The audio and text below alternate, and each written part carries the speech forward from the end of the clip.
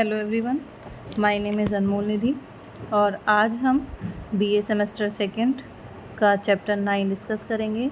ठीक है, आज का चैप्टर है आपका भारतीय समाज की आधार संस्थाएं, बेसिक इंस्टीट्यूशंस के बारे में, जिसमें पहला है आपका जाति व्यवस्था।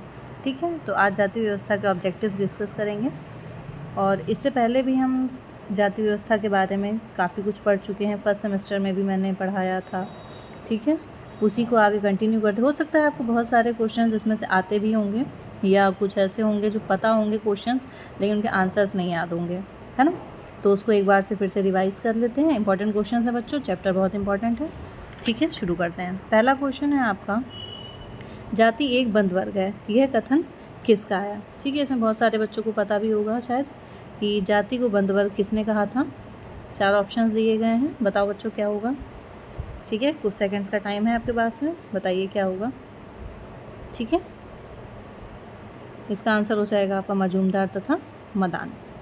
मजूमदार तथा मदान ने जाति को एक बंद वर्ग कहा है, यानी कि जाति व्यवस्था एक बंद वर्ग की तरह है।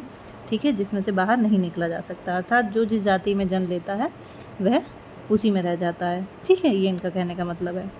दूसरा क्वेश्चन है आपका, जब एक वर्ग पूर्णतः वंशानुक्रम पर आधारित होता है तब हम उसे जाति कह सकते हैं, यह कथन किसने दिया है। ठीक है, पढ़ा हुआ है हम लोगों ने कि जब एक वर्ग पूरी तरीके से वंशानुक्रम पर आधारित होता है तो उसको हम जाति कहते हैं। ये बात किसने कही थी आपकी, C.H.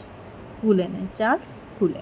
ओके, नेक्स्ट क्वेश्चन है, G.S. घुरिये ने जाति की कितनी विशेषताओं का उल्लेख किया है ना। हम लोगों ने इसके बारे में पढ़ा है, जाति की विशेषताएं भी पढ़ी हैं, मैंने उनको बहुत अच्छे से आपको एक्सप्लेन भी किया है।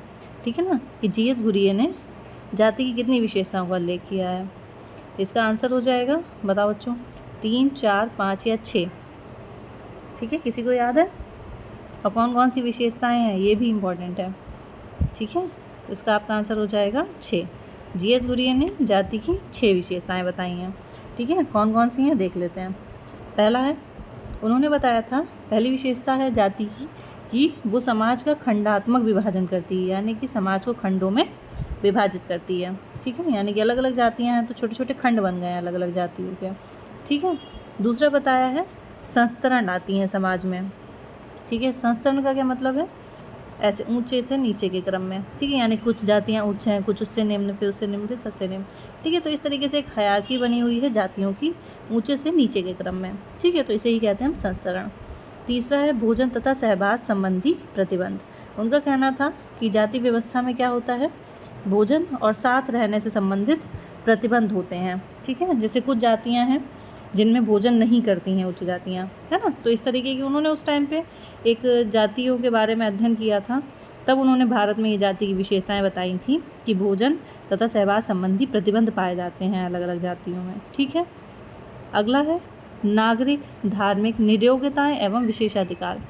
उनका कहना था कि कुछ जातियों को, ठीक है, धार्मिक नियोग्यताएं हैं तथा कुछ को विशेषाधिकार प्राप्त हैं, यानी कि नागरिक और धार्मिक नियोग्यताएं कुछ जातियों को हैं, यानी कि उन्हें उसके नियोग्य यानी कि अयोग्य समझा जाता है। ठीक है, तथा कुछ जातियों को इसी वजह से उनकी जाति के कारण विशेषाधिकार दिए गए हैं, जैसे कि जो प्रायः उच्च कही जाती हैं जातियाँ, उनको धर्म मंदिरों में जाने की, है ना, छूट थी, उन मंदिरों में जा सकते थे, शिक्षा ग्रहण कर सकते थे।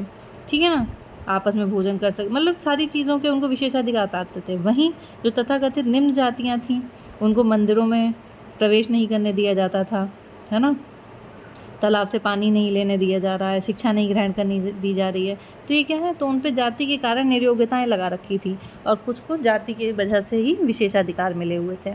ओके, नेक्स्ट है आपका 5वीं विशेषता क्या बताई है, व्यवसाय के चयन पर प्रतिबंध, है ना। हम लोगों ने इस बारे में बहुत डिस्कस भी किया है क्लास में कि पहले के समय में जो जाति व्यवस्था थी वो इतनी ज़्यादा कठोर थी कि उसमें जो व्यक्ति जिस जाति में जन्म लेता था, है ना, वो उसी से संबंधित व्यवसाय भी करता था, है ना। अगर वो भले ही वो कुछ और करना चाहता है, लेकिन अगर उसने किसी पर्टिकुलर एक कास्ट में जन्म लिया है तो वो उसी काम को करेगा जो उसके कास्ट के बाकी लोग कर रहे हैं।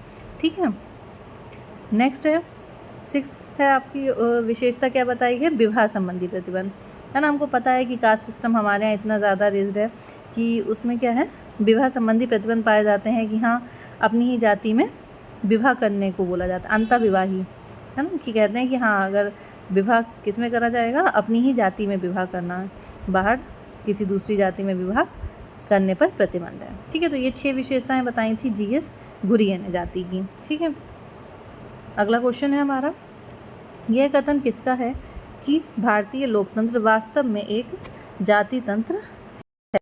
4 ऑप्शन दिए हुए हैं आपको, इसमें से आपका आंसर हो जाएगा नर्मदेश्वर प्रसाद। ठीक है, ओके। नेक्स्ट क्वेश्चन, निम्नांकित में से कौन सी विशेषता जाति व्यवस्था से संबंधित नहीं है। ठीक है, देखो जाति व्यवस्था से संबंधित विशेषता नहीं है वो बताना है। जाति में हम लोगों ने पढ़ा कि संस्तरण पाया जाता है ऊंचे से नीचे क्रम में, ये तो विशेषता है जाति की। ठीक है, फिर अंतर्विवाही होती हैं, ये भी हमने पढ़ा है। पवित्रता और अपवित्रता की धारणा होती है, ये भी बात ठीक है ना। जातियों में भाई कुछ जातियों को पवित्र समझा जाता है इसलिए उन्हें समाज में उच्च स्थान दिया जा रहा है, कुछ को अपवित्र माना जा रहा है इसलिए उन्हें समाज में निम्न स्थान प्राप्त है। बहुत सारी चीज़ों के लिए उन पर प्रतिबंध लगाए गए हैं। ठीक है, तो ये सभी तो जाति की विशेषताएं हैं, लेकिन प्रतिलोम का नियम जाति की विशेषता नहीं है। ठीक है, नेक्स्ट क्वेश्चन है, निम्नांकित में से किसने जाति विभाजन का विश्लेषण शुचिता एवं प्रदूषण की धारणा के आधार पर किया है। ओके, किसने प्योरिटी एंड पॉल्यूशन के आधार पर कास्ट का डिवीज़न किया है।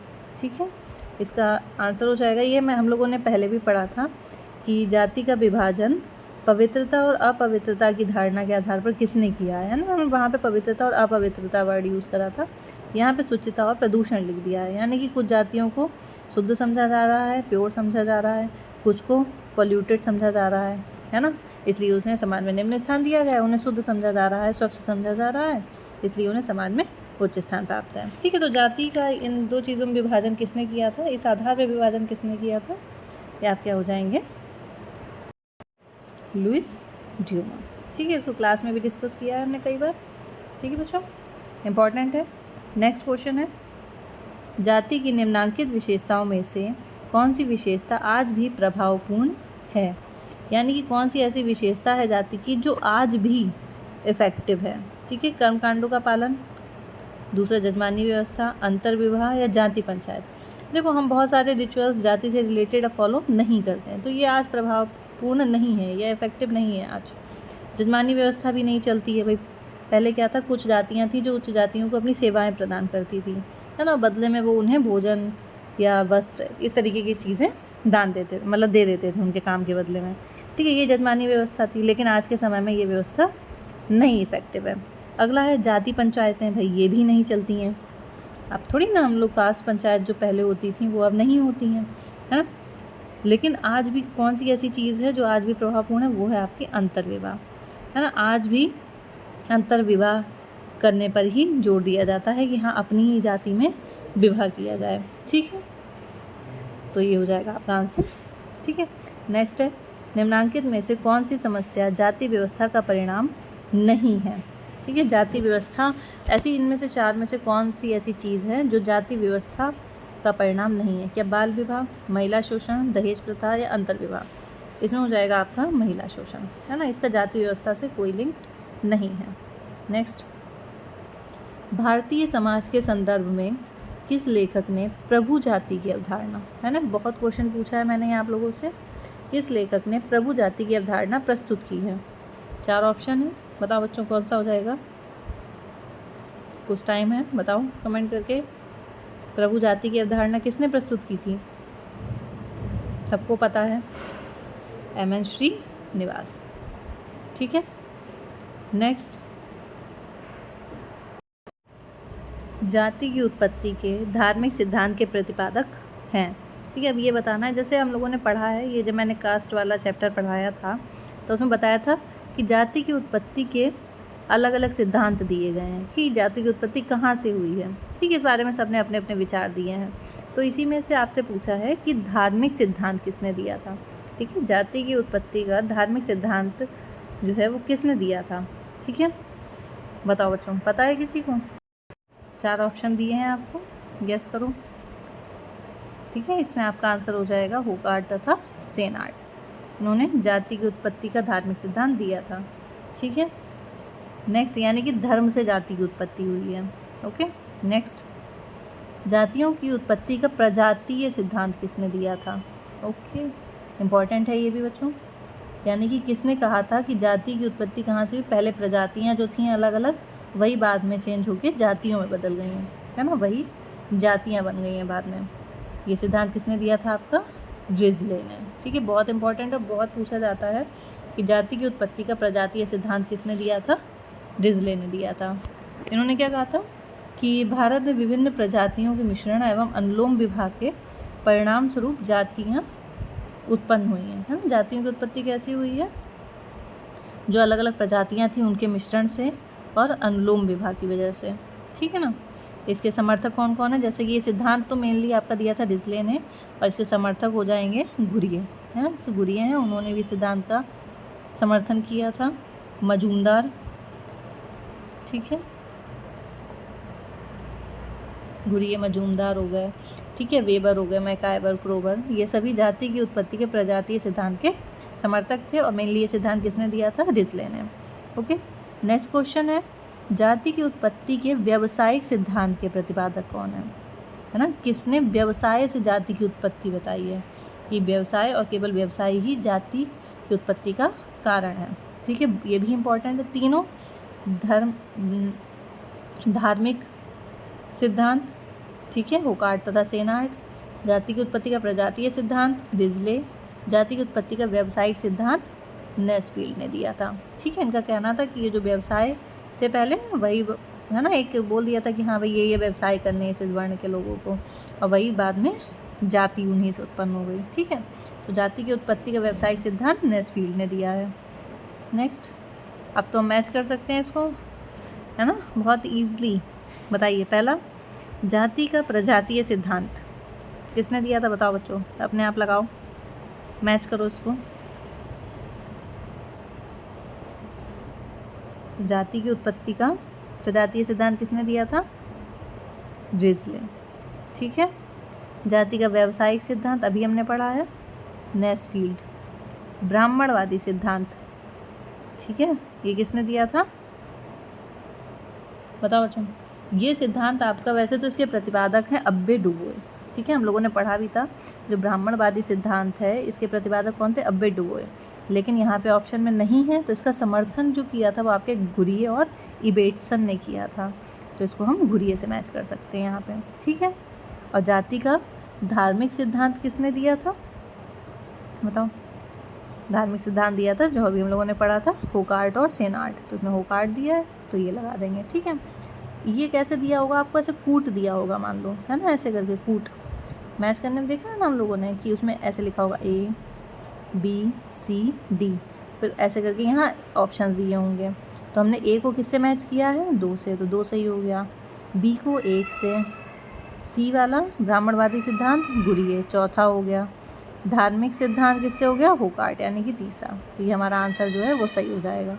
ठीक है, नेक्स्ट, जातियों की उत्पत्ति को वर्ण संकरता के आधार पर स्पष्ट करने वाले हिंदू धर्म का नाम है ना। यानी कि जो वर्ण व्यवस्था थी वो किस हिंदू धर्म ग्रंथ में थी? वो थी आपकी मनुस्मृति में। ये मैंने बताया भी है क्लास में। ठीक है, इम्पोर्टेंट। नेक्स्ट है, वर्तमान युग में जाति व्यवस्था को कमज़ोर बनाने में कौन सा कारक उत्तरदायी है? यानी कि जो जाति व्यवस्था इतनी कठोर थी, लेकिन वर्तमान समय में कौन से ऐसे रीजन्स हैं, ठीक है, कौन से ऐसे रिस्पॉन्सिबल फैक्टर्स हैं जिन्होंने जाति व्यवस्था को कमज़ोर बनाया है? ठीक है, औद्योगिकरण, नगरीकरण या यातायात के साधन आपके हो जाएंगे ये सभी। ठीक है, औद्योगिकरण बढ़ा, यानी कि जो उद्योग धंधे लगे तो लोग अपने पहले के जो परिवार थे, है ना, जहाँ पे बहुत ज़्यादा कठोर जाति व्यवस्था को फॉलो किया जा रहा था, वहाँ से वो छोड़ करके शहरों में रहने लगे। धीरे धीरे सब साथ में काम करने लगे, है ना। पहले ये था कि नहीं इसे नहीं छुएंगे, इसका नहीं खाएंगे, लेकिन जब सब अपने अपने परिवारों को छोड़ के अलग रहने आए, है ना, सबको एक दूसरे की ज़रूरत पड़ी, सब साथ में काम कर रहे हैं एक ही उद्योग धंधे में, है ना, तो वहाँ पर जाति व्यवस्था इतना ज़्यादा कठोर नहीं रह गई। तो ये भी कारण है। दूसरा, नगरीकरण बढ़ा, नगरों में लोगों ने रहना शुरू किया, गाँव से निकल के लोग नगरों में रहने आए, है ना, तो आसपास में भाई सबको ज़रूरत पड़ रही है एक दूसरे की, तो जाति व्यवस्था नगरीकरण के कारण भी कमज़ोर हुई। यातायात के साधन, है ना, लोग आने जाने के लिए एक ही व्हीकल का यूज़ कर रहे हैं, बसेस में जा रहे हैं, ट्रेन्स में जा रहे हैं, है ना, एक ही जो ट्रांसपोर्ट है वो वही यूज़ कर रहे हैं। अब वो ये थोड़ी ना देखते हैं कि हमारे साथ में जो व्यक्ति बैठा है वो किस जाति का है ना, कोई मतलब भी नहीं है किसी को। तो ये तीनों ही रीज़न ऐसे हैं जिन्होंने वर्तमान समय में जाति व्यवस्था को कमज़ोर बनाया है। ठीक है, तो आंसर हो जाएगा ये सभी। नेक्स्ट, निम्नांकित में से कौन सी विकृति जाति व्यवस्था से संबंधित है? ठीक है, उन्होंने बोला है कौन सी ऐसी चीज़ है जो जाति व्यवस्था से संबंधित है। अस्पृश्यता बिल्कुल है ना भाई, जाति व्यवस्था में यही तो है कि कुछ जातियां हैं, निम्न जातियां हैं, निम्न जातियों को अस्पृश्य अनटचेबल समझा जाता था। तो ये जाति व्यवस्था से संबंधित है ना, ये ऐसी विकृति है। दूसरा, जन्म पर आधारित संस्तरण, ये भी है कि भाई जिस जाति में जन्म ले लिया आप उसी जाति के हो जाते हैं, भले ही वो चाहे उच्च जाति है या निम्न जाति है, ये भी है जाति से संबंधित। अगला, व्यावसायिक जड़ता भी है। ठीक है, ऑक्यूपेशनल स्टैग्नेशन, यानी कि आप जिस जाति में जन्म लेते हैं और वो जाति जिस व्यवसाय को करती है वही उस व्यक्ति को भी करना पड़ता था। ठीक है, तो ये तीनों ही जाति व्यवस्था से संबंधित विकृतियाँ थीं, है ना। प्रेजेंट टाइम में इनमें ये नहीं है ना, उतनी ज़्यादा दृढ़ नहीं है, लेकिन पहले के समय में ये सभी जाति व्यवस्था की विकृति से संबंधित थी। ठीक है, तो इसका आंसर हो जाएगा ये सभी। ओके, ठीक है, ये बच्चों कुछ इंपॉर्टेंट क्वेश्चंस थे, अच्छे से तैयार करो। All the best. God bless you.